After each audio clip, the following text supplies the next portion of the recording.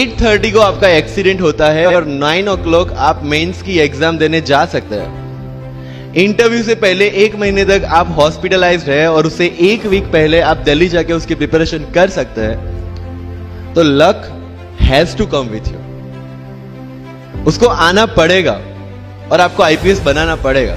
मैं एग्जाम के लिए निकला, मेंस मेरा था सुबह, जीएस3 का पेपर था। 8:30 को मेरा स्कूटी स्लिप हो गया, मेरा लिगामेंट इंजरी हो गया, लेफ्ट हैंड में इंजरी था, सीट से ब्लीडिंग हो रहा था। लेकिन मेरे पास 2 ऑप्शन थे। मैं खड़ा हुआ, मैंने देखा okay my right hand is safe and I decided I will go to the exam hall and write the exam. मेरे पास 2 ही ऑप्शन थे, या तो मैं वहां से उठ के रोने लगूं, यार मेरे साथ ही ऐसा क्यों हुआ, मेरा एक्सीडेंट हो गया, मेरा मेंस खराब हो गया और हॉस्पिटल जाओ, या दूसरा ऑप्शन था कि मैं देखूं कि मैं 3 घंटे और सरवाइव कर सकता हूं। हाँ कर सकता हूं। मैं मेंस के लिए एग्जाम हॉल में गया। ये जितने भी फोटोग्राफ्स लगे हैं, सर ने जैसे बताया कि जितने भी इंसान सक्सेसफुल हुए, अगर आप उसकी लाइफ स्टोरी देखेंगे तो कहीं ना कहीं एक मोमेंट आता है जहां पे वो इंसान की जो स्ट्रगल है वो पीक पे हो जाते हैं।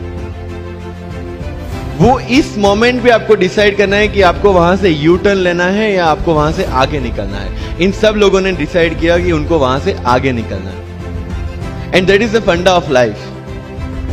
सक्सेस उन्हीं को मिलता है जो इस स्ट्रगल वाले मोमेंट से आगे निकलने की सोचते हैं। जब भी आपको लगे कि आपके सिर पे बहुत मुसीबत है, जब भी आपको लगे कि आप हर तरह से गिर चुके हैं, जब भी आपको लगे कि आपके पास कोई ऑप्शन नहीं है, तब एक चीज आप अपने दिमाग में लाइएगा कि यही मोमेंट है जहां से आपकी तकदीर बदलने वाली है।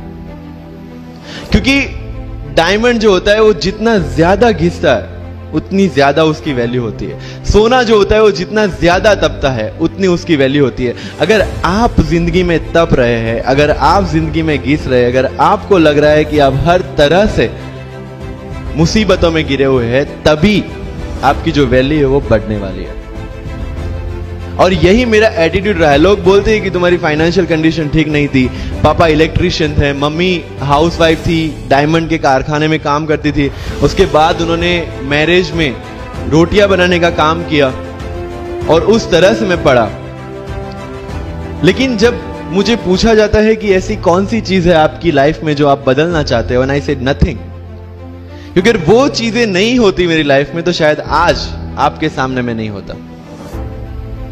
तो अगर लाइफ में प्रॉब्लम्स है, अगर लाइफ में स्ट्रगल है, जैसे सर ने बताया struggle is a part of life and I strongly believe in that. Bharat वर्ष का सपना चंद्रगुप्त ने देखा, चाणक्य ने देखा, और उस भारत वर्ष को बनाने के लिए जब ये संघर्ष जारी था और तब राजा धनानंद की डॉटर दूरदराज से चंद्रगुप्त को प्यार हो जाता है, और जब चाणक्य उनको बोलते कि नहीं तुम्हें उससे दूर रहना है, तब चंद्रगुप्त बोलता है आचार्य कभी कभी सोचता हूं कि जिंदगी में या ये भारत के सम्राट बनने के लिए इतना त्याग, इतना बलिदान ना देना होता तो।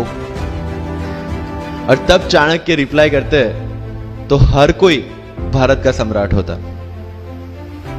This is the fundamental rule of life.